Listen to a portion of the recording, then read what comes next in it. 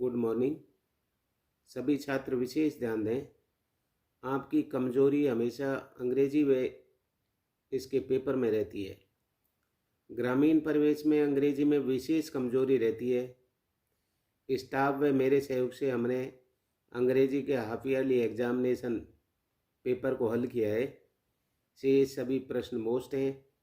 ये बोर्ड परीक्षा में भी आ सकते हैं, इसलिए आप इस पूरे वीडियो को देखें, पढ़ें और अपनी कॉपी में लिखें। पेपर में जैसे व्यवस्थित लिखा है वैसे के वैसे लिखने का प्रयास करोगे तो आपके 90+ नंबर अवश्य आएंगे। अपनी ईमानदारी से इसको वीडियो को देखकर अपनी कॉपी में लिखा तो आप निश्चित अंग्रेजी पेपर में सफल होंगे। अब पेपर को हल करते हैं। Half yearly examination, subject English, कक्षा 10, टाइम 3.25 घंटे का है और अपना ये मिनिमम 70 नंबर का है। अंग्रेजी पेपर है, इसमें आपने सभी ने पेपर दिया है और आपको अब अपना पता भी चल जाएगा कितने नंबर आए। सबसे पहले देखो इसमें अपने आता है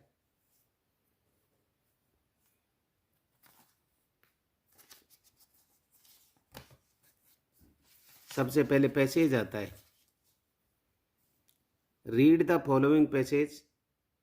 इस पैसेज को सावधान एंड आंसर द क्वेश्चंस। सावधानी से पढ़ें और इनके प्रश्नों के उत्तर दें।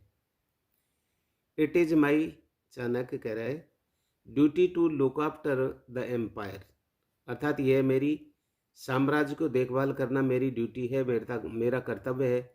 एंड द पीपल, और लोगों का, अर्थात साम्राज्य और लोगों का देखना मेरा कर्तव्य है। But I have no right to use what belongs to people, परंतु मेरे को लोगों की वस्तुओं का उपयोग करने का कोई राइट नहीं है, कोई अधिकार नहीं है। I have built this small house, मैंने ये छोटा सा घर बनाया है। And make copies of books to earn my livelihood, अर्थात मैं मेरे जीवन यापन के लिए ये कॉपियाँ बनाता हूँ। I spend 12 hour with the public, मैं लोगों के बीच में 12 घंटे व्यतीत करता हूँ। I listen to their difficulties to try to help them, मैं उनकी कठिनाइयों को दूर करने का प्रयास करता हूँ। कठिनाइयाँ सुनता हूँ और उनको दूर करने का प्रयास करता हूँ। आई वांट दैट, मैं चाहता हूँ कि nobody should be unhappy in the Maurya empire, अर्थात मौर्य साम्राज्य में कोई भी नाखुश नहीं रहे। Our people should be disciplined, हमारे लोग अनुशासित रहें। And there should be complete freedom of thought and worship, अर्थात वे कंप्लीट उनके विचारों की स्वतंत्रता हो। अनिल चाणक्य ने कहा। द भिक्षु सेड, भिक्षु ने कहा, as long as there is a man like you, अर्थात आप जैसे व्यक्ति जब यहाँ होंगे, there can be no suffering in the empire, अर्थात साम्राज्य में कोई भिक्षु कहता है कि जब तक तुम्हारे जैसा आदमी है तो साम्राज्य में कोई दीन नहीं हो सकता है। बट परंतु I have heard that some people in the village were looted by robbers, परंतु मैंने सुना है कि गांव के कुछ लोगों ने लुटेरों को परेशान कर रखा है, या लुटेरों ने गांव के कुछ लोगों को परेशान कर रखा है, या पहरेदार कुछ नहीं कर पा रहे, अर्थात गाइड्स वर नॉट एनीथिंग, कुछ नहीं कर पा रहे। अब अपने ये प्रश्न है, विच एम्पायर मेंटेन्ड इन पैसेज, परिच्छेद में किस साम्राज्य का उल्लेख किया गया है। अब हम इसमें आ जाते हैं। इनमें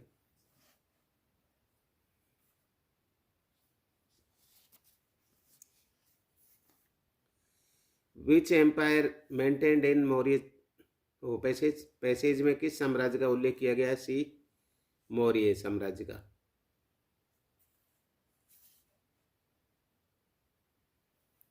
दूसरा, how many were spent by Chanakya with the public, अर्थात हाउ मैनी वर स्टेन, कितना समय चाणक्य लोगों के बीच में कितना समय व्यतीत करते थे? 12, अर्थात बी। तीसरा, चूज द अपोजिट वर्ड, अर्थात उस विलोम शब्द को चुनो सुबर्ण विद द बिलो गिवन, अर्थात जो इसको ऑप्शन देता है ये हो गया डिसिप्लिन। इसका स्टुबर्न माना जिद्दी हो गया, जिद्दी शब्द का विलोम चुनो, ये हो गया डिसिप्लिन, अनुशासित।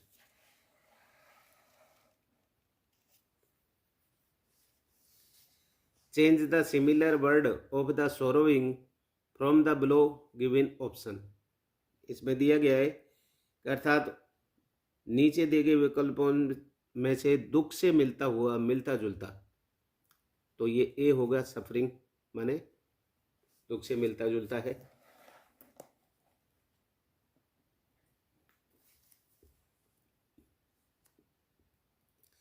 Read the following passage carefully and answer the following question. ये अपना दूसरा पैसेज है।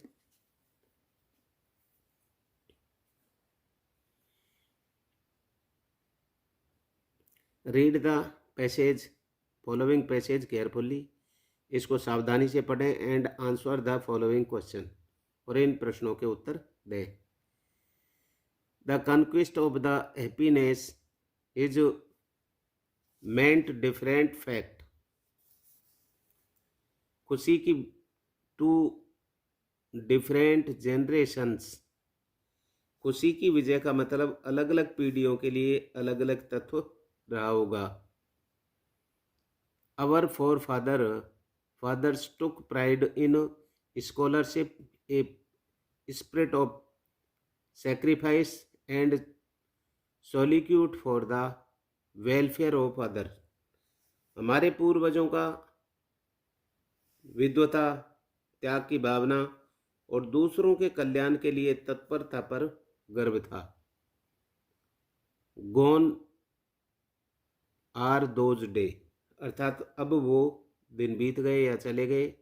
Today we live only for our self, आज हम केवल अपने लिए जीते हैं।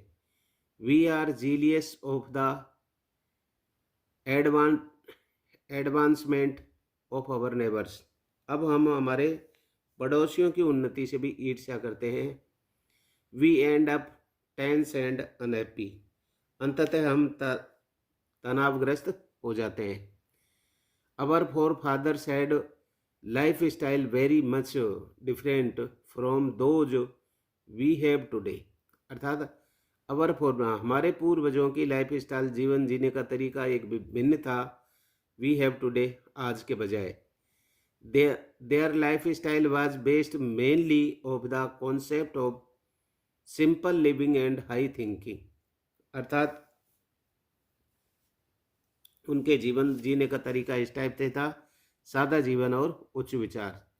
People were satisfied with whatever that obtained the working hard, अर्थात लोग संतुष्ट होते थे जो उस समय जो भी काम करते थे और उससे जो प्राप्त होता था उससे संतुष्ट होते थे। Exclusive material wealth did not mean much and then they derived mental satisfaction and the enrichment which they aim, अर्थात उनका ये कहना था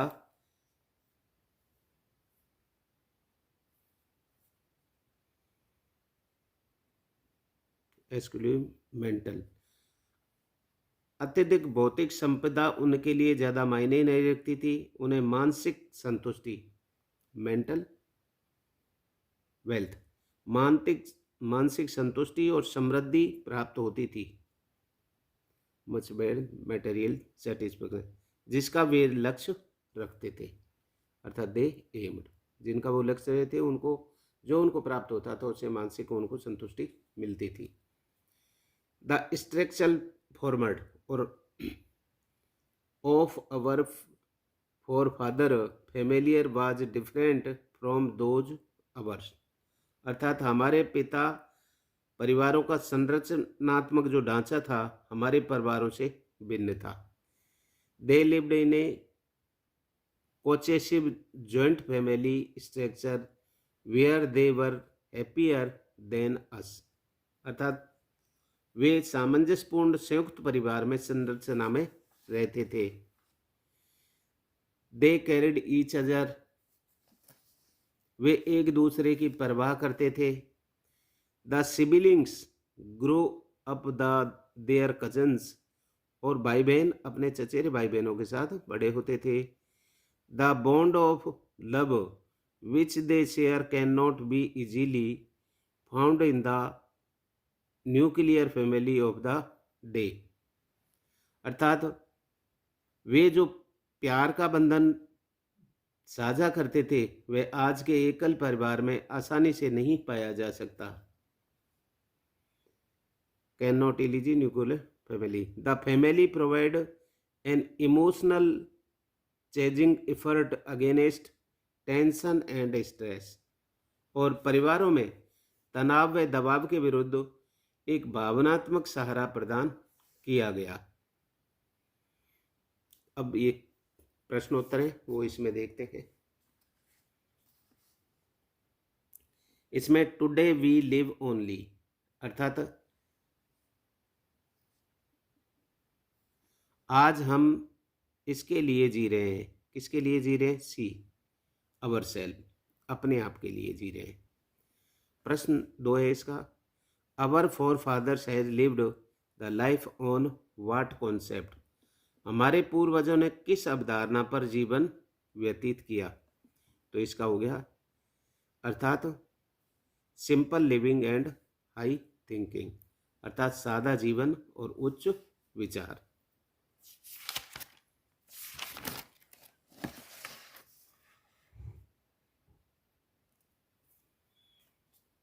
तीसरा है हमारा, what kind of family our forefathers use to live in, पूर्वज किस प्रकार के परिवार में रहते थे? हमारे पूर्वज किस प्रकार के परिवार में रहते थे? सी जॉइंट फैमिली, अर्थात साझा परिवार।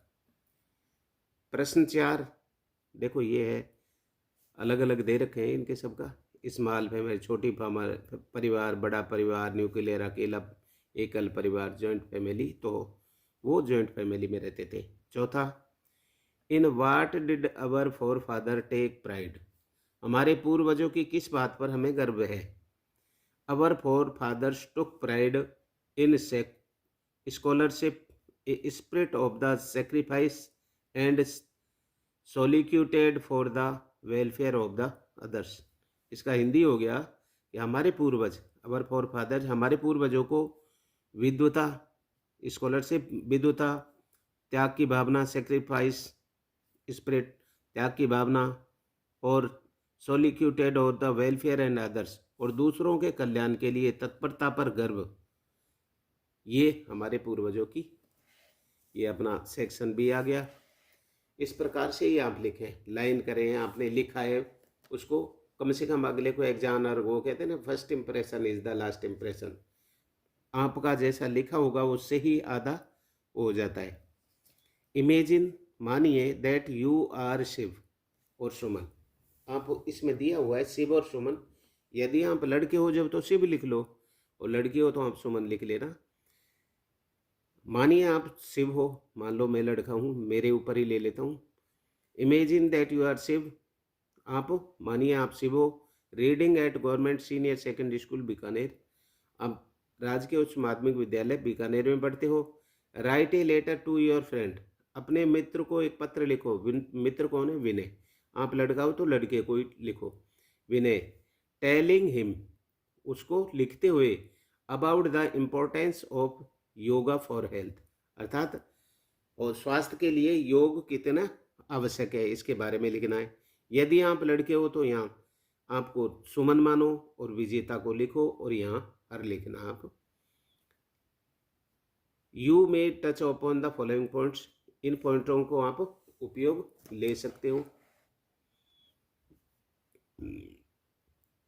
Maintains health and fight from disease, अर्थात मेंटेन हेल्थ, हेल्थ को मेंटेन रखो जिससे कि बीमारियों से लड़ने में उसमें सकती रहे।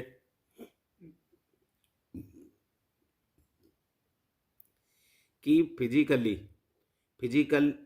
अपने आप को फिट रखो एंड मेंटली और मानसिक रूप से। इंटरनेशनल योगा डे और इंटरनेशनल योगा डे के बारे में भी, और रेगुलर प्रैक्टिस इनके बारे में भी। अब आप सबसे पहले आप अपने आप को school hostel government senior secondary school Bikaner, आप अपना लिख दो, school hostel government senior secondary Bikaner, जो उसमें लिखा है वही लिखना है।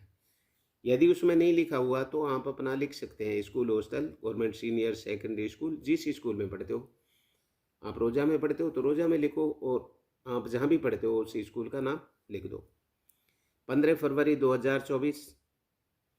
डियर विनय, आप लड़के हो तो आप विनय या अब विनय लिख दो। थैंक्स फॉर योर लेटर, आपके इस पत्र के लिए धन्यवाद। यू वांटेड टू नो, आपने जानना चाहा है about the importance of yoga for health, अर्थात योगा की हेल्थ के प्रति क्या इम्पोर्टेंस है। It is an under yoga maintain, it is an under, यह हमारे अंदर ही है। Yoga maintain health and fight disease, yoga स्वास्थ्य को मेंटेन रखता है और उन बीमारियों से लड़ने में सक्षम रखता है। It keeps us physically and mentally fit, यह हमको फिजिकली मानसिक और शारीरिक रूप से फिट रखता है। The UNO has declared 21 June इसको as a international yoga day, अर्थात यूएनओ ने 21 जून को अंतर्राष्ट्रीय योग दिवस के रूप में मान्यता दी है।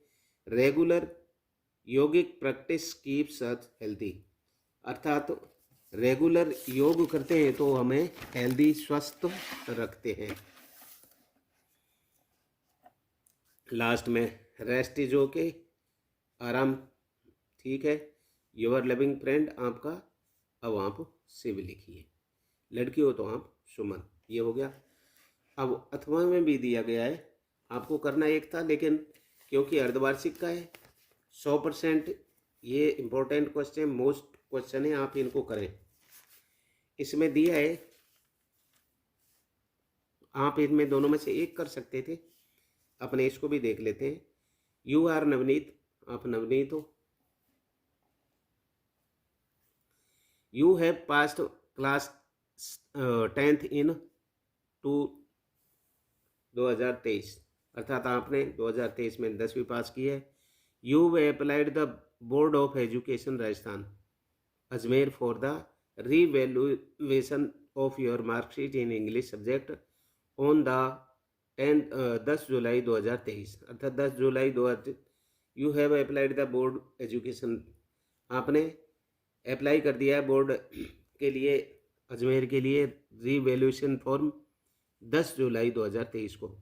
Send an email of the secondary board of secondary education Rajasthan on the given email address secondary BSERAG@nic.in for the inquiring of the status of the your marks, अर्थात सेंड एक ईमेल भेज दिया गया सेकेंडरी बोर्ड के जो email address है, ये secondary BSERAG.is पर, और उसकी इंक्वायरी स्टेटस के बारे में, अर्थात मेरे मार्कों के बारे में।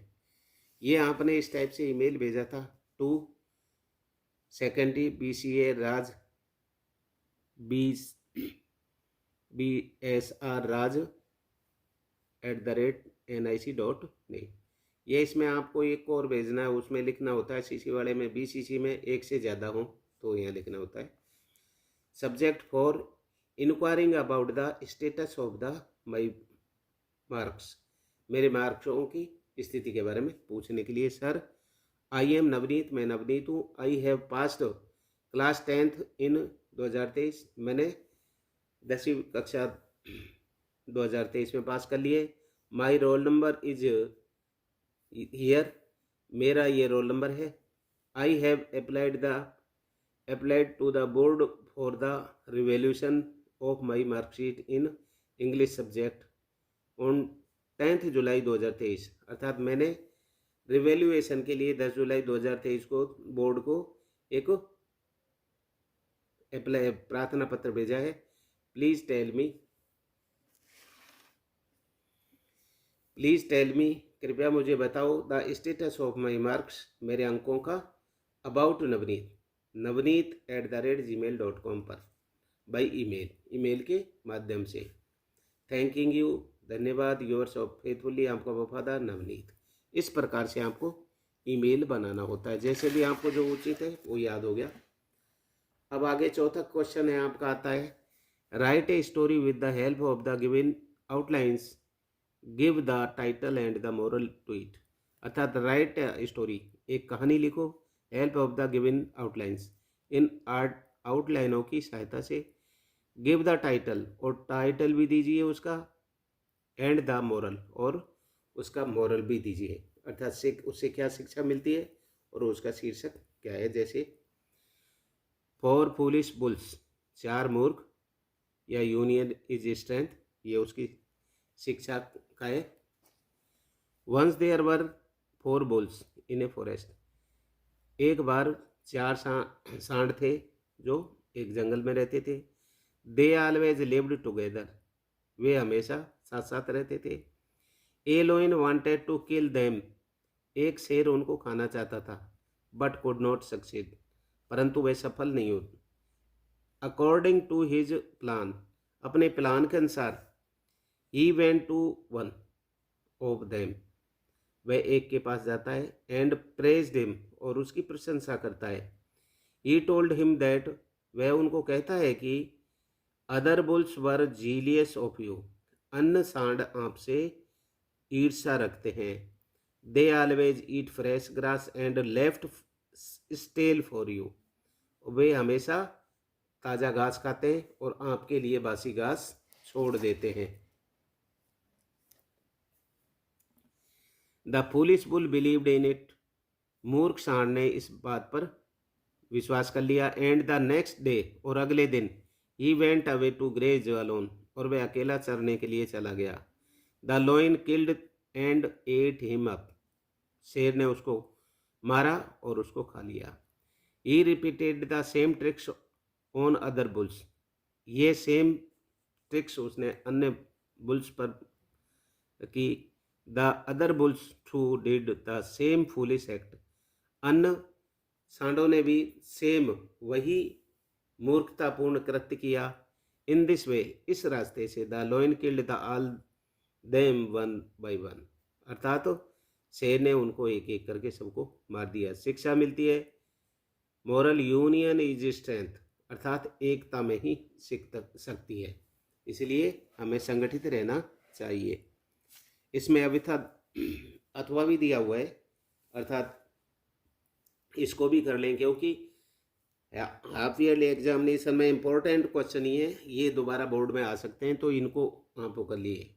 आप ध्यान रखें, स्कूल में मैं आपको शुरू से कहता हुआ आ रहा हूँ, ये 4 सांडों वाली कहानी प्रार्थना में भी बोलता आ रहा हूँ, आपसे बुलवा भी रहा हूँ, उसका ये है, कौन सी चीज़ कब आ जाए कोई पता नहीं होता, इसलिए मैं सुबह आपको पढ़ाते ये कहता हूँ कि ये पूरा पेपर है, इम्पोर्टेंट है, 100% आ सकता है। आप इसको फुल फ्लैश वीडियो को देख देख कर सुने और लिखें।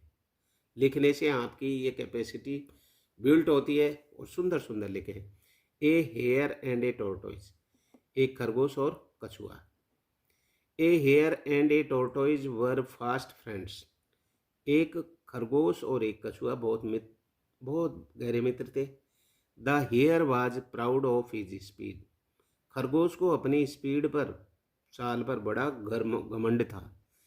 It laughed at the tortoise for his speed, अर्थात इट लाफ्ड, वह हंसता था, कछुए की चाल पर वह हंसता था, उसकी स्पीड पर। वन डे, एक दिन, the tortoise asked the hare to run a race, कछुआ ने खरगोश को अर्थात एक रेस करने के लिए कहा। द हेयर लाफ्ड, खरगोश हंसा, एंड एक्सेप्टेड द चैलेंज, और एक्सेप्टेड माने स्वीकार कर लिया, चैलेंज माने उसके इस चैलेंज को।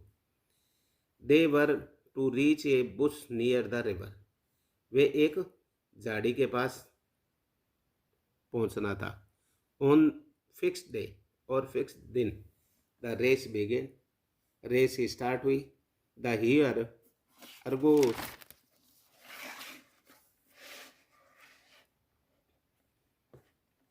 खरगोश रेन वेरी फास्ट, खरगोश बहुत तेज दौड़ा। बट परंतु the tortoise went on slowly, लेकिन कछुआ बड़ा धीरे धीरे चल रहा था। The tortoise was left far behind, कछुआ बहुत पीछे रह गया। It was a hot day, गर्मी का दिन था। The hare wanted to take rest, खरगोश रेस्ट आराम करना चाहता था। It went under a tree, वह एक पेड़ के नीचे गया। एंड फॉल एस्लीप, और सो गया। The tortoise did not stop, कछुआ नहीं रुका। He went on and on, वह चलता ही रहा। At about sunset the here woke up, और सूर्यास्त के समय खरगोश जागा। एंड रेन वेरी फास्ट, और बहुत तेज दौड़ा। वैन इट रीच्ड, जब वह पहुंचा, द बुश, वह झाड़ी के पास पहुंचा। इट सा, उसने देखा कि tortoise waiting for the here, अर्थात कछुआ खरगोश का इंतजार कर रहा था। The tortoise won the race, कछुआ रेस जीत चुका था। The here was very sad, खरगोश बहुत दुखी था। शिक्षा मिलती है, धीरे किंतु निरंतर कार्य करने वाला अंत में सफलता को प्राप्त होता है। Moral, slow but steady wins the race, अर्थात धीरे किंतु निरंतर कार्य करने वाला अंत में सफलता प्राप्त करता है। इसीलिए मैं आपसे कहता हूँ, आप धीरे धीरे, आपको स्कूल में जब भी बढ़ाया जाए, आप नियमित अंग्रेजी के मीनिंग्स, या आप और सारी चीज़ जोड़ो, मैं आपको वीडियो के माध्यम से जो बताता हूँ उसको सुनते चलें और लिखते चलें। आपकी वोकेबलरी भी बढ़ती जाएगी, और आपके पेपर भी हल होते जाएंगे, और अंग्रेजी में आपकी अच्छी पकड़ बनती जाएगी। अब प्रश्न 5, right a paragraph in about 80 words on topic SUP camp. ये अपना SUP कैंप के उसमें एक आपको 80 शब्द का वो लिखना है, या cleaning of the schools campus, या अपने स्कूल कैंपस की सफाई का SUPW शिविर में ये करना है। द SUP, जिसका पूरा मतलब है सोशल यूजफुल प्रोडक्टिव वर्क, अर्थात समाज उपयोगी उत्पादन कार्य। इसका मतलब होता है समाज उपयोगी उत्पादन कार्य, SUPW का मतलब।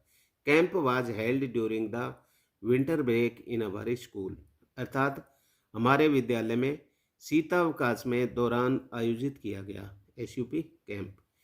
It was based on the educational idea of the Mahatma Gandhi, अर्थात ये महात्मा गांधी के शैक्षिक विचारों पर आधारित था।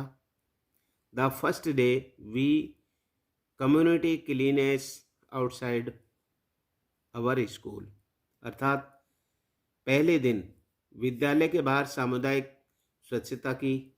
द सेकेंड डे, और दूसरे दिन, we plant trees in the surrounding locality, और दूसरे दिन हमने आसपास के क्षेत्रों में पौधेरोपण का कार्य किया।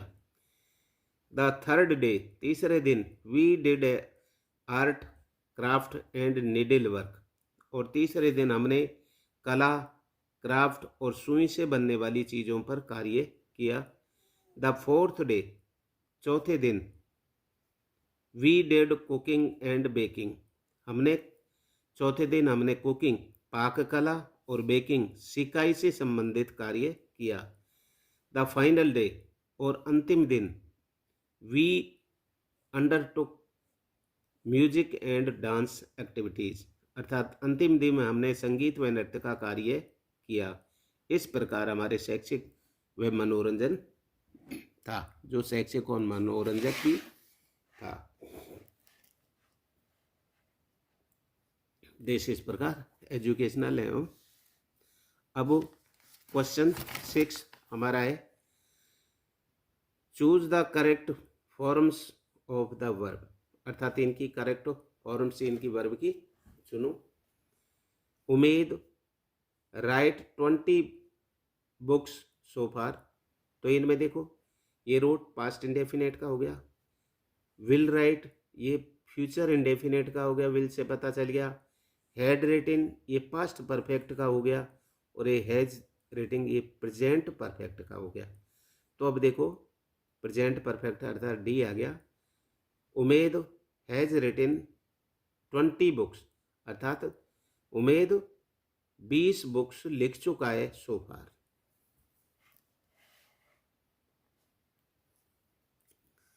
Krishna wanted to know, Krishna जानता है कि वाई स्वरूप, अब देखो इसमें पहले आ गया पास्ट इंडेफिनेट का, तो अब ये पास्ट परफेक्ट आ जाएगा, अर्थात कृष्णा वांटेड टू नो जानना चाहता था कि वाई स्वरूप डी हैड कम आया था, आ चुका था, अर्थात स्वरूप क्यों आ चुका था।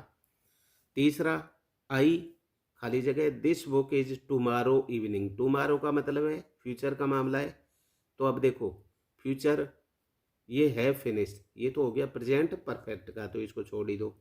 अब फ्यूचर में ये हो गया फ्यूचर इंडेफिनेट, ये फ्यूचर कंटिन्यूस, और ये फ्यूचर परफेक्ट, तो अब इसमें ये आ गया कि I shall have finished this book tomorrow evening, मैं कल सुबह कल शाम तक इसको कर चुका हूँगा, ये कार्य के लिए। चंदन लिव ईयर सिंस आ गया, तो चौथे नंबर का चाहे present indefinite present perfect continuous, चाहे पास्ट परफेक्ट कंटिन्यूअस, चाहे फ्यूचर परफेक्ट कंटिन्यूअस, उसमें आएगा। तो 1 2 3 ये तो वैसे कट हो गए क्योंकि सिंस और फॉर उसी में आते हैं, तो ये आ गया डी हैज बीन लिविंग। प्रश्न 7, change the following sentence into indirect speech, अर्थात इसको इनडायरेक्ट स्पीच में बदलें। First, the teacher said we don't have much time for a match now, तो इसका हो गया, ये सिंपल है, तो यहाँ कनेक्टिव दैट आ जाएगा। द टीचर सेड दैट, अब देखो ये फर्स्ट पर्सन है वो इससे बदलता है, तो a teachers they did not have time for a match, now की जगह देन हो जाएगा।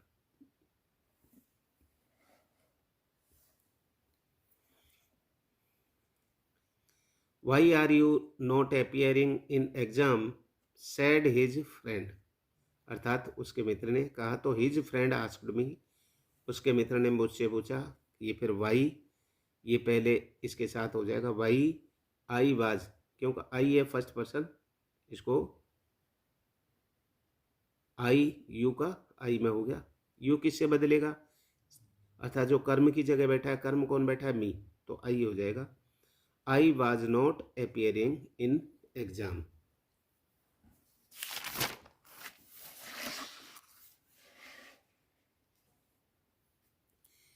Question 8, combine the following pair the sentence, अर्थात इनको पेयरों को कंबाइन मन मिलाओ। दिस इज टीचर, यह टीचर है।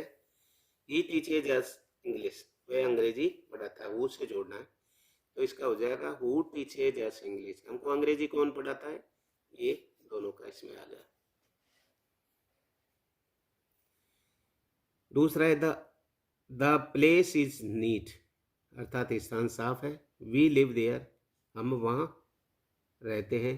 वेयर, दिस इज प्लेस, अर्थात this is place where we live, अर्थात हम जहाँ रहते हैं वह प्लेस है। प्रश्न 9, rewrite the following sentence using connective given in brackets, brackets में दिए गए इनसे आप इसको दोबारा लिख करके सेंटेंस को करें। Ravi is my friend, Ravi मेरा दोस्त है। Sarjit is my friend, Sarjit में मेरा दोस्त है। बोथ और एंड से जोड़ करके, तो बोथ पहले लगा दो, बोथ रवि एंड सरजीत, अब दो हो गए तो इसकी जगह आर कर दो, are my friends. Both Ravi and Sarjit are my friends. इस टाइप से बोथ ऑन बोथ एंड का। दूसरा है Manju is a teacher, Manju एक अध्यापिका है। सी इज ए राइटर, वह एक लेखिका भी है।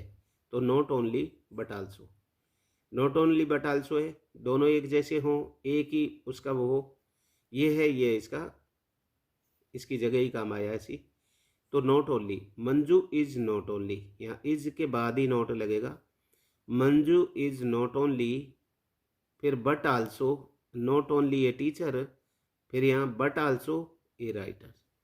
अर्थात मंजू इज, यहाँ लगा दिया नॉट ओनली ए टीचर, फिर यहाँ बट आल्सो ए राइटर। इस टाइप से नॉट ओनली बट आल्सो, इस टाइप से जोड़ करके इसको कंबाइन करें।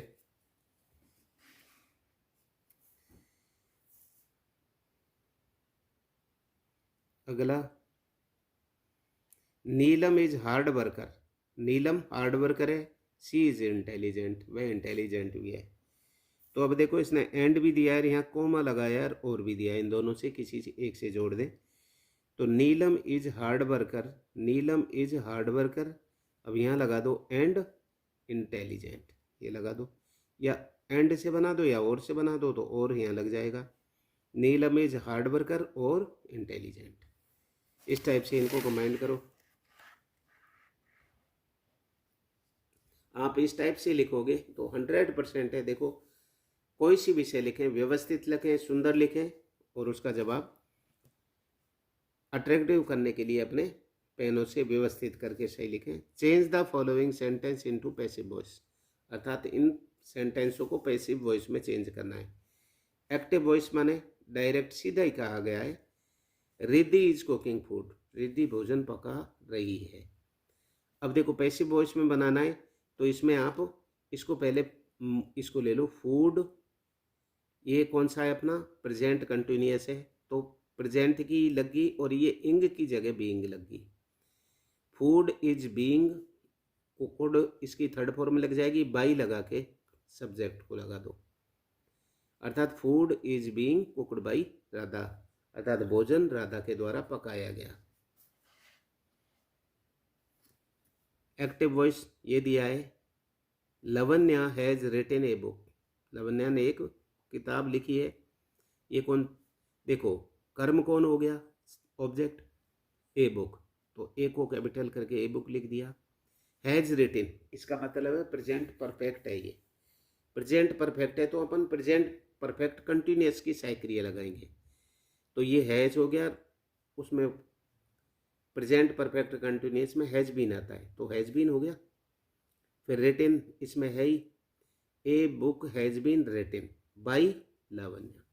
इस टाइप से आपके एक्टिव से पैसिव चेंज करें। क्वेश्चन 11 है अपना, frame question of the following sentence, इन सेंटेंसों के प्रश्न बनाओ। जैसे ये प्रश्न दे रखा है, आंसर दे रखा है, Mahi is going to Bombay, Mahi Bombay today माने आज बॉम्बे जा रहा है। तो अब आप वेयर लगा दो और इज को पहले लिख दो और माही बाद में लिख दो, कोई प्रश्नवाचक, वेयर इज माई गोइंग, बस यही लिख दो, पीछे टुडे लगा दो। Where is Mahi going today, आज माही कहाँ जा रहा है, तो आप जवाब दोगे Mahi is going to Bombay today, आज माही बॉम्बे जा रहा है। अब जैसे इसका आंसर दिया हुआ है, एड टैग लगाना है इसमें, तो अजय वीर will play hockey, want he, क्या नहीं खेलता है, तो उसी की विल का वो लगा करके वॉन्ट ही, ये टैग लगा दिया। अब ये अपना क्वेश्चन 12, प्रश्न 12, रीड द पैसेज, अपने को पैसेज पढ़ना है, इसका पैसेज पढ़ के और फिर अपने को जवाब देने। अपने पेपर का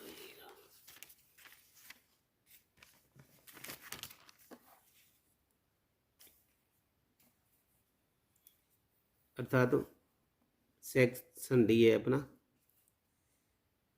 read the passage carefully below, नीचे दिए गए इसको सावधानी से पढ़ें and answer the question follow, और इनके प्रश्नों के उत्तर दें। दैट वाज 24 आवर्स अगो, ये 24 घंटे पहले की बात है।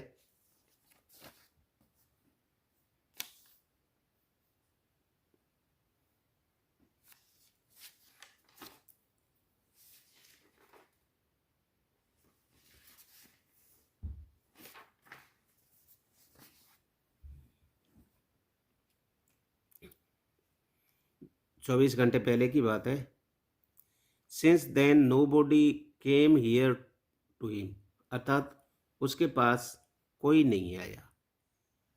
The day before all day long he had watched his parents flying about with his brother and sister, perfecting them in the art of flight, teaching them how to skim the waves and the how to drive a fish। अर्थात इसमें कहा गया है एक दिन पूर्व पहले पूरे दिन उसके माता पिता को अपने साथ उड़ते हुए देखा। भाई बहनों को उड़ने की कला में पारंगत कर रहे हैं और लहरों में तैरना और मछली पकड़ने के लिए गोता लगाना सिखा रहे हैं। Dive a fish. He had in fact seen the older brother catch his fishing gear, devour it, standing on a rock। अर्थात वास्तव में उसने अपने बड़े भाइयों को, ही इज इन फैक्ट ये वास्तव में, seen his older brother catch him fishing, अपने भाइयों को मछली पकड़ते हुए देखा, and devour it standing on a rock, अर्थात खड़े होकर अपनी हेरिंग पकड़ते हुए और खाते हुए देखा। While his parents circled around raising ए प्राउड क्लिक, अर्थात जबकि उसके माता पिता गर्व से चिल्लाते हुए उसके चारों ओर चक्कर लगा रहे थे। And all the morning the whole family walked about the on the big plates midway down at opposite cliff, taunting him with his cowardice, और पूरी सुबह परिवार विपरीत चट्टान के बीच खड़े होकर पठारों पर घूमता रहा, मिडवे डाउन अपोजिट घूमता रहा, और उसकी कायरता पर, कोऑर्डिनेशन कायरता पर मजाक उड़ाता रहा। अगला, the sun was the ascending the sky, सूर्य अब आकाश में चढ़ रहा था। ब्लेजिंग ऑन हिज लेज, और दक्षिणी की ओर ledge the face of the south, और दक्षिण की ओर मुख किए हुए अपनी कगार पर चमक रहा था। उसे गर्मी महसूस हुई। Seagull was parents were they before, उसने पिछली रात कहा था। युवा सीगल के माता पिता एक दिन पहले थे। कहाँ थे? फ्लाइंग द कैचिंग, उसको मछली पकड़ना सिखा रहे थे। Flying them स्लोब्स and the brother and sister, अपने भाई बहनों के साथ खुद का आनंद ले रहे थे। Perfecting in brother sister in the art of flight, and प्रश्नोत्तर इनमें आते हैं। The seagull parents were that day before, एक दिन पहले कहाँ थे? फ्लाइंग द कैचिंग फिश, वे उनको मछली पकड़ना सिखा रहे थे। उसमें स्पष्ट भी नहीं दिख रहा था पेपर में। Enjoying them selves themselves with brother and sister, और वे भाई और बहनों के साथ में आनंद ले रहे थे। परफेक्टिंग इज ब्रदर, और अपने भाई और बहनों को परफेक्ट कर रहे थे। आर्ट एंड फ्लाइट, उड़ने की एंड डाइविंग माने डाइव मारने की कला में। ऑल द अबव, ऊपर के सभी, तो इसका उत्तर हो गया डी। ये ऊपर की सारी बातें हैं। अगला दूसरा, since when was the young seagull hungry, seagull का बच्चा कब से भूखा था? तो इनमें देखो, ये है प्रीवियस नाइट, अर्थात पिछली रात से।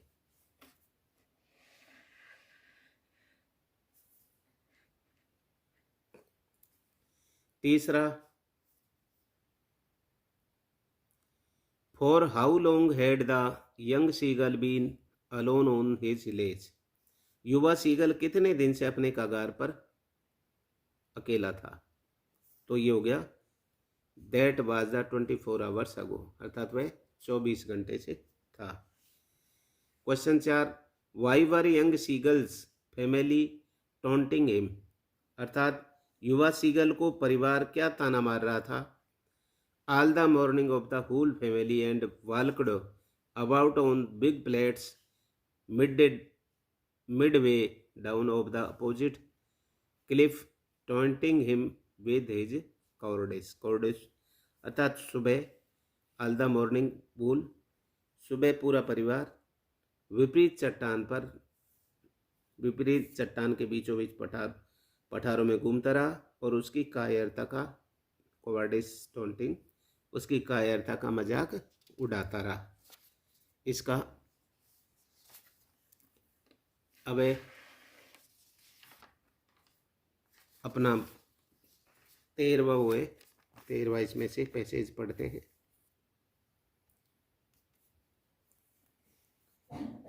Read the passage, following passage, इस पैसेज को पढ़ो केयरफुली, ध्यानपूर्वक, and answer the questions follow, और इन प्रश्नों के उत्तर दीजिए। इट वाज न्यू बस, यह नई बस थी।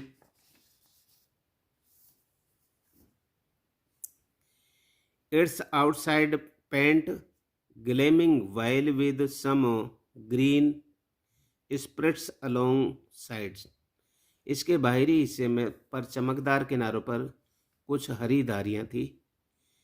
Inside the overhead bars stone like silver, और अंदर से ऊपरी सलाखें चांदी की तरह चमक रही थी।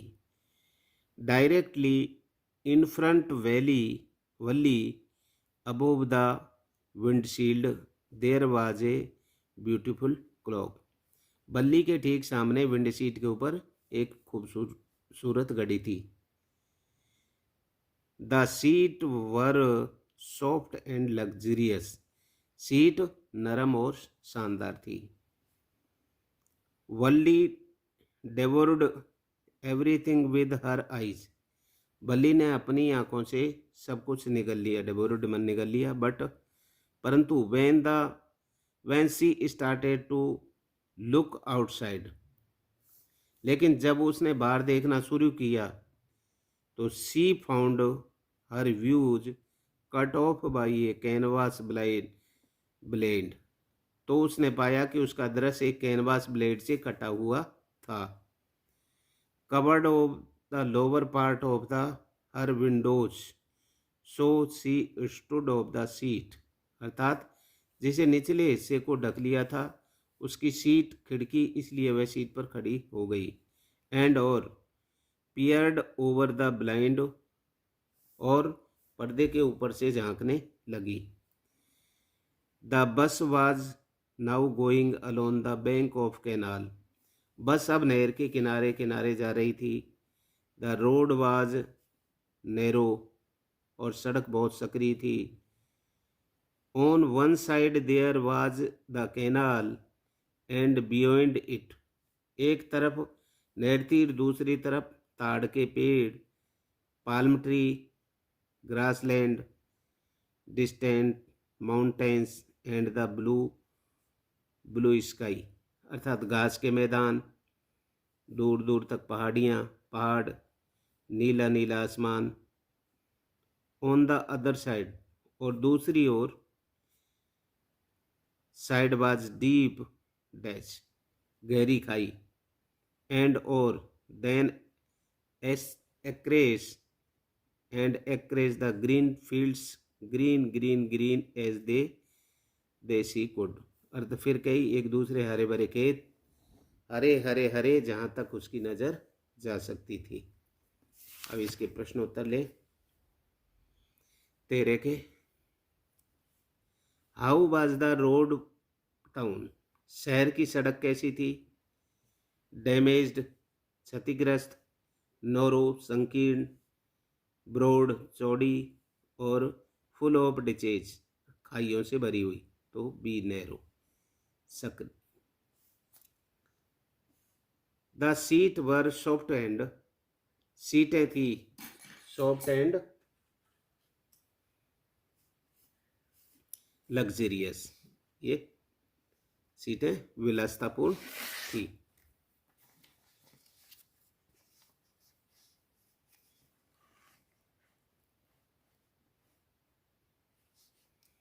तीसरा,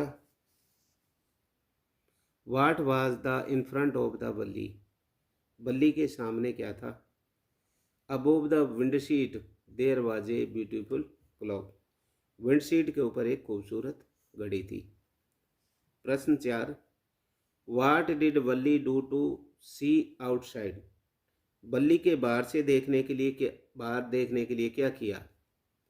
answer, when she started to look outside, जब उसने बाहर देखने शुरू किया, she found her views cut off bye A canvas blade, उसने पाया कि उसकी खिड़की के निचले हिस्से को कवर करने वाला कैनवास ब्लेड से, that covered lower part of his window, उसके खिड़की के सामने, सो स्टूड अप द सीट, इसलिए वह सीट पर खड़ी हो गई।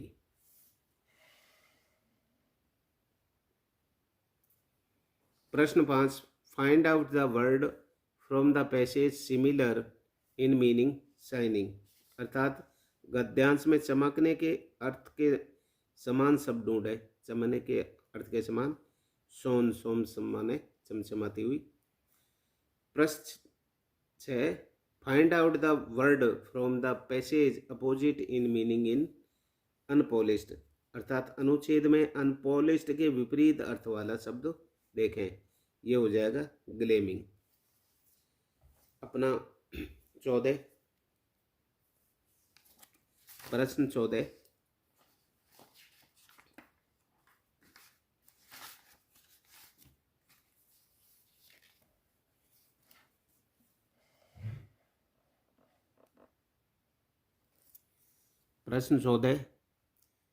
Answer any one of the following questions in about 80 words, अर्थात इनमें किसी, अर्थात वन का, एक का दें, लेकिन हम इन दोनों को ही देंगे, कारण पेपर में जो दिया हुआ है सारे इंपॉर्टेंट है, और अपने बोर्ड की तैयारी को ध्यान में रखते हुए सभी को करना है, याद करना है, चाहे अपने को 2 बार 3 बार कितनी बार वीडियो देखना पड़े, और उसको देख करके अपने कॉपी में ले उतार लें, कॉपी में देखते रहें और वीडियो को सुनते रहें, आपके 100% पेपर की अच्छी तैयारी हो जाएगी। प्रश्न 1, वाट डज मंडेलाज, इसको मैंडेल्स भी बोलते हैं, Mandela's mean when he say he is simply the sum of the all those African patriots who had gone before him Nelson Mandela, अर्थात what did Nelson mean, Mandela का क्या मतलब है?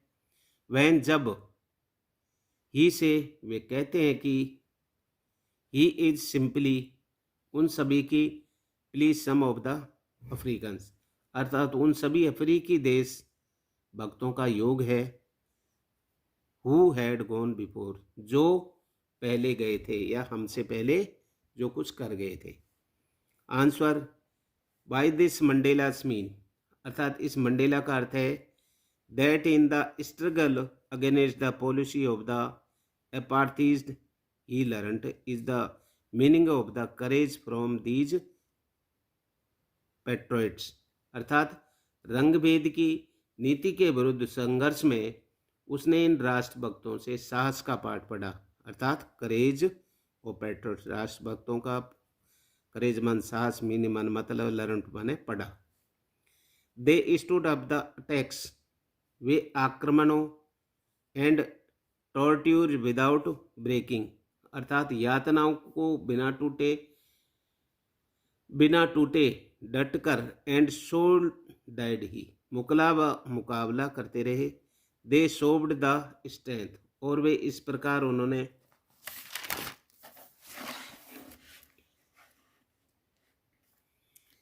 And resilience that defined the imaginations and so he dead, अर्थात सामर्थ्य को दिखाते हुए कल्पना में सोचा भी नहीं जा सकता, वही उन्होंने अर्थात मंडेलाज ने किया।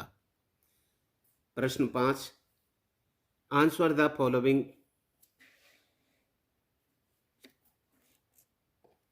प्रश्न 15, answer the following any one of the question in about 20 words, अर्थात कोई सा भी एक प्रश्न करें, लेकिन हम दोनों को ही करेंगे। ये पहला है, ये दूसरा। ड्रा एक कैरेक्टर स्केच ऑफ नताल्या, अर्थात नताल्या का चरित्र का रेखा चित्र, स्केच माने रेखा चित्र बनाइए। Answer, Natalya is 20 years, Natalya 25 वर्ष की थी, डॉटर ऑफ द चुबुकोव, अर्थात चुबुकोव की बेटी है। एजुकेटेड एंड गुड हाउसकीपर, शिक्षित और घर की अच्छी देखभाल करने वाली। सी इज ग्रीडी, वह लालची। शॉर्ट साइटेड, अदूरदर्शी। शॉर्ट टेम्पर्ड, गुस्सैल। एंड सीक्रेटली लव्स लोमोव, और मनी मन में लोमोव से प्रेम करने वाली। ये नताल्या का स्केच हो गया। उसके बारे में आप एक ही कर सकते थे, लेकिन उसमें अथवा में दिया हुआ है, write brief sketch the Chubukov and Lomov, अर्थात चुबुकोव और लेमोव के संक्षिप्त वर्णन या टिप्पणी लिखें। चुबुकोव की लिखते हैं पहले। चुबुकोव इज ओल्ड, चुबुकोव वृद्ध, फूलिश मूर्ख, एंड क्वारिलसम यानी झगड़ालू है। ही क्वारल्स विद लोमोव, अर्थात वह लोमोव से झगड़ता है। When he comes to propose his daughter, जब वह उसकी बेटी के विवाह का प्रस्ताव लेकर आता है। ही केयर्स हिज डॉटर, वह अपनी बेटी का ध्यान रखता है। लोमोव, लोमोव क्या है? लोमोव इज 35 ईयर्स, लोमोव 35 वर्ष का है।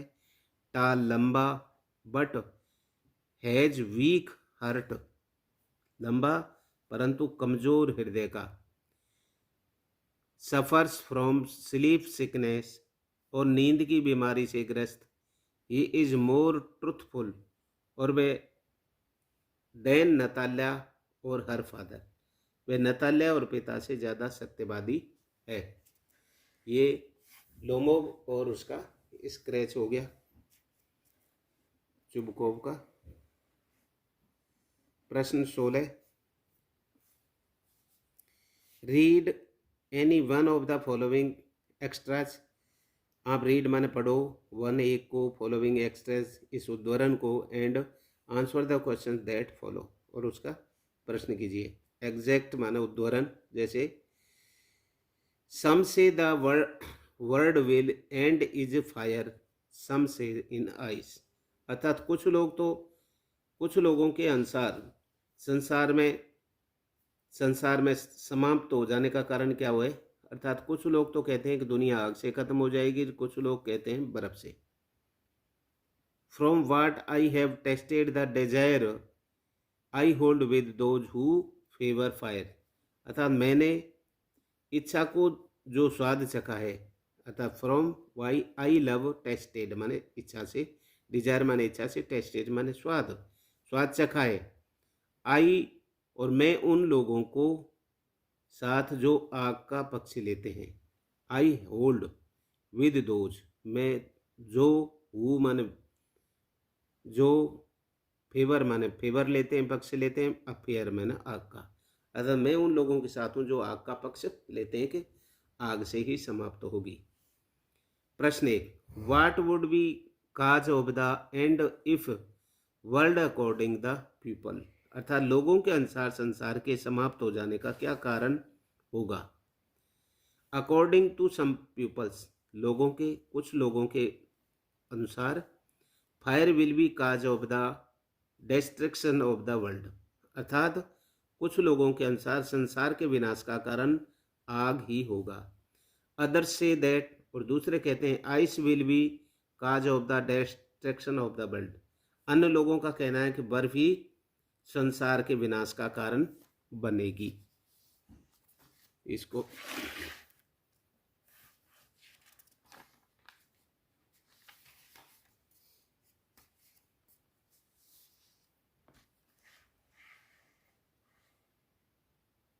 ये अपना 16 का दूसरा प्रश्न है। Why does the poet think that reason of the fire, कवि आग लग जाने के कारण को क्यों सोचते हैं। Answer, the poet think that the world will be destroyed by fire, कवि यह सोचता है कि संसार का विनाश अग्नि के द्वारा ही होगा। ही थिंक्स, वो सोचता है कि so because desire is the root cause of the all evils that can end of the world of the destructions, वह इसलिए सोचता है क्योंकि इच्छा ही सारी बुराइयों की मूल कारण होती है जो संसार को विनाश की ओर ले जा रही है। वर्ल्ड और डिस्ट्रक्शन, विनाश की ओर ले जा रही है। इसका अथवा भी दिया हुआ है।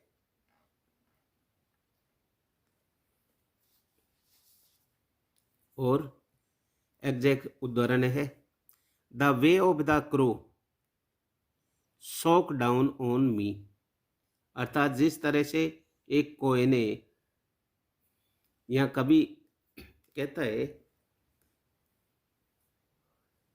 जिस तरह से एक कोयने हेमलॉक के बर्फ को, धूल को, shock down me dust of the snow from a hemlock trees, अर्थात जिस तरह से कोयने हेमलॉक पेड़ से बर्फ की धूल ऊपर गिराई है, मुझ पर गिराई है। व्हाट ट्री इज मेंटेन्ड, यहाँ पर किस पौधे का मेंटेन वर्णन किया गया है। हेमलॉक ट्रीज, हेमलॉक ट्री का वर्णन किया गया है। प्रश्न 2, right rhyme scheme and words, अर्थात इसमें किसका वर्णन किया गया है।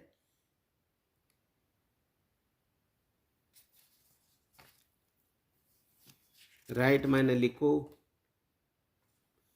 राइम माने कविता, स्कीम एंड द वर्ड, अर्थात इसने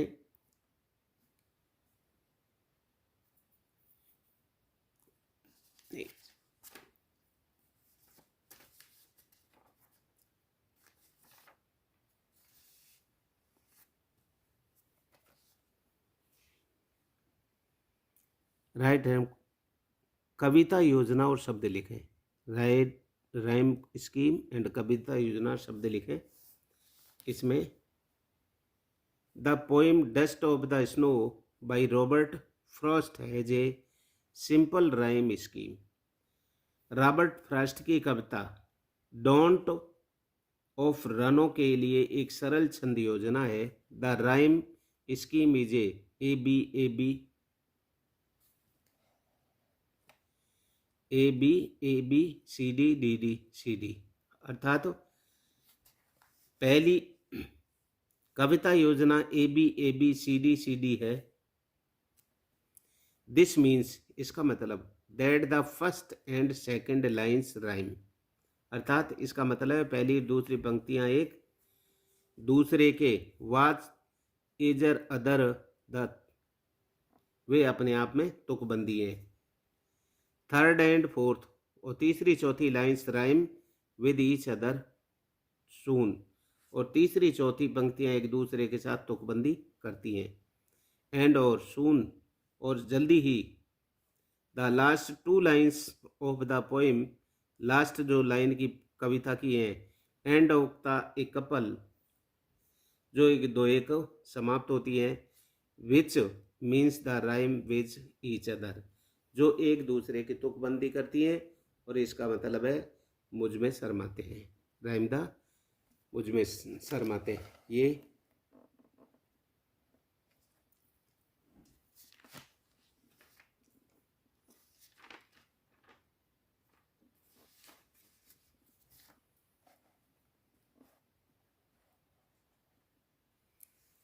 प्रश्न 17 answer the any two of the following questions, अर्थात इस किसी दो प्रश्नों के उत्तर दीजिए इन अबाउट 20 वर्ड, 20 शब्दों में।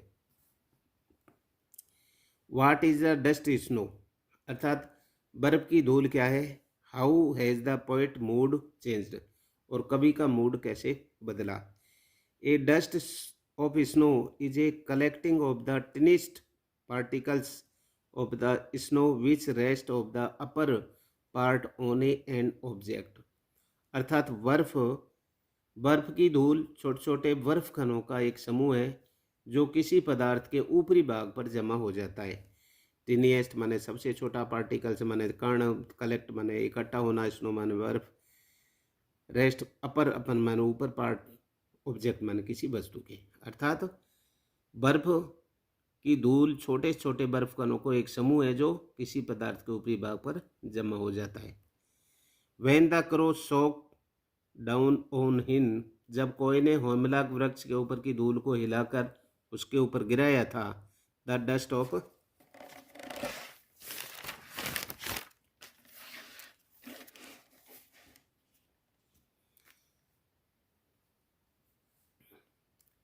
Of snow from hemlock freed and change his poet कवि, तो उस कवि का मूड चेंज हो गया। Before the change the mood change होने से पहले the poet was ideally way his time, वे अपने टाइम को व्यतीत कर रहा था। But after the change the mood, और मूड चेंज हो जाने के बाद he made use of his time, अपने टाइम को वह उपयोग करने लगा। प्रश्न है 2, for fast what do fire and ice stand for, fast के लिए अग्नि व बर्फ किसका प्रतिनिधित्व करते हैं। For fast fire stand for Dzire, अर्थात फास्ट के लिए अग्नि, फायर अग्नि, तृष्णा डिजायर, ग्रीडी लालच, एडवांस लोभ, और लस्ट और लोलुपता, इनके लिए। फर्स्ट के अनुसार आग है जो किस बात को कर रही है, तृष्णा लालच और लोभ और लोलुपता, इनको इंगित करती है। The more we try satisfy them, अर्थात बहुत सारे जितना उनको तुष्ट करते हैं, द मोर देन ग्रो, उतना ही वो अधिक होती है। फॉर फास्ट आइस स्टैंड करती है फॉर हेट्रेड, घृणा, कोल्डिस, इंडेफिनेंसी और insensitivity, rigidly, anti hatred, leads of intolerance, fury, conflict and the cruelty, thus fire and ice both bring destroyed.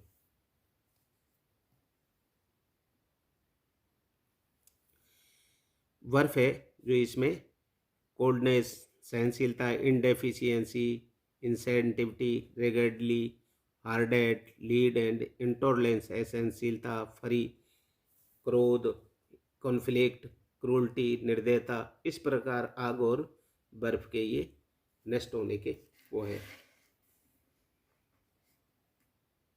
तीसरा, what does in the world of the possession mean, अर्थात आधिपत्य के संसार में क्या अर्थ निकलता है। It means that it is the world, इसका अर्थ है कि इस संसार में every human has unending desire for owning worldly object, प्रत्येक मानव सांसारिक पदार्थों का स्वामी और मालिक बनने की अंतर्दृष्टि तृष्णा लिए हुए है। This is the materialistic world, और यह एक भौतिक संसार है। Here people value position of the more than more wealth power and things. यहाँ लोगों से अधिक धन, शक्ति और वस्तु संग्रह को तरजीह देते हैं। प्रश्न 18, चूज द करेक्ट आंसर। इसमें से सही आंसर चुने। खाली जगह। Is the writer of the Triumph surgery.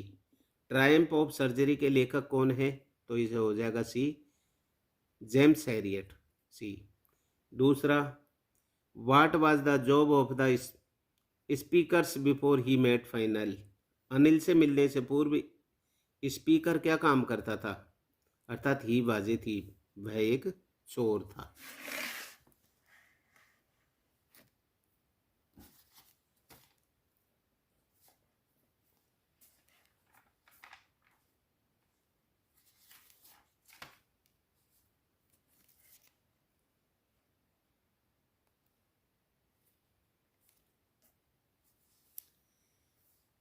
उन्नीस, answer any one of the following questions in about 60 words. अर्थात 60 शब्दों में इनके उत्तर दें।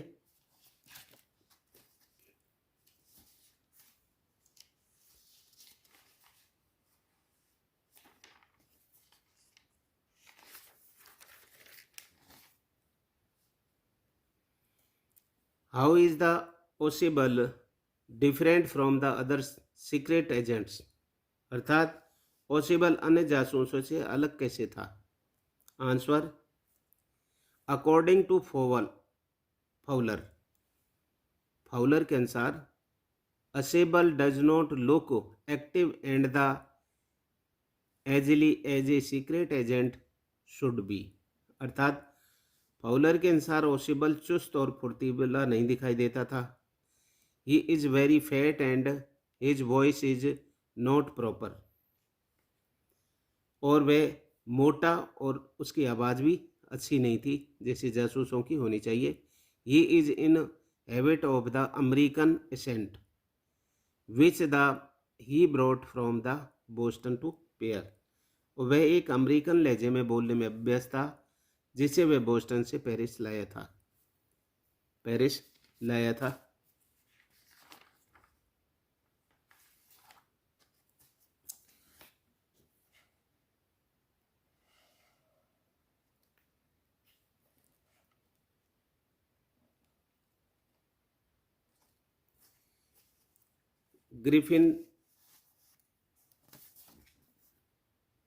Griffin was rather A lawless person comment.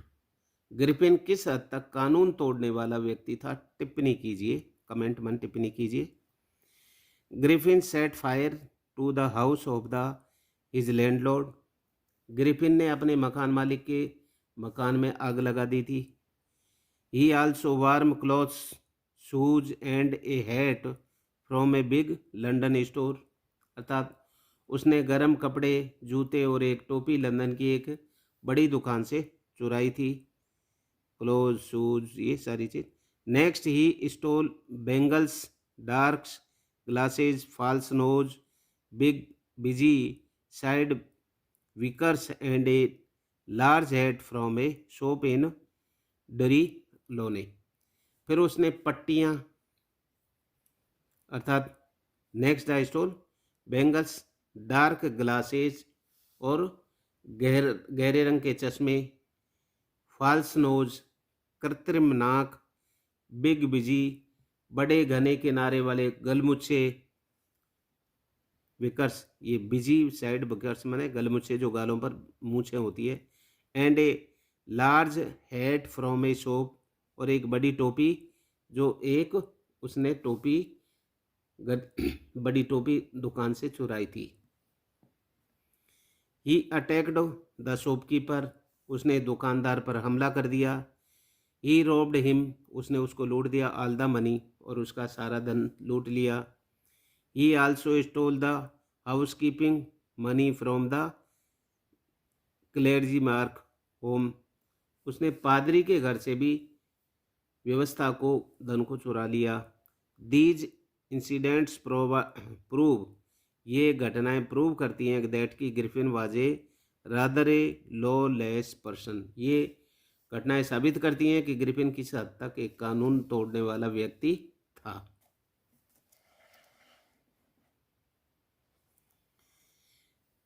Question 20, answer any 2 out of the 3 following questions in about 20 words, अर्थात इन 3 में से किसी 2 पर 20 शब्दों में उत्तर दीजिए। प्रश्न 1, how does Mr Herriot treat the dog, अर्थात वे कुत्ते का इलाज कैसे करते थे, मिस्टर हेरिक कैसे करते थे, अर्थात ही treats the dog by keeping him under his observation, अर्थात वह कुत्ते के लेजे में अपनी निगरानी में रखकर करता था। He does not give him much food and water for 2 days, अर्थात वह 2 दिनों तक भोजन और पानी नहीं देता था। बाद में he keeps in very secret, वह उसे एकदम सही खुराक पर रखता था। And gives the plenty of expensive, फिर उसके बाद में उसको कसरत करवाता था, exercise.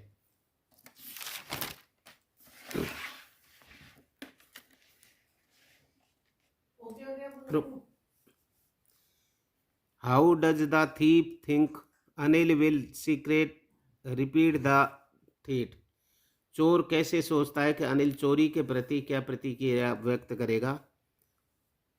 The thief thinks that, चोर सोचता है, Anil is a careless person, Anil एक लापरवाह व्यक्ति है। ही थिंक्स दैट, वह सोचता है कि Anil will show his sadness about the thief, वह सोचता है कि अनिल केवल चोरी के विषय में ही अपना दुख प्रकट करेगा। प्रश्न 2 इससे अगला,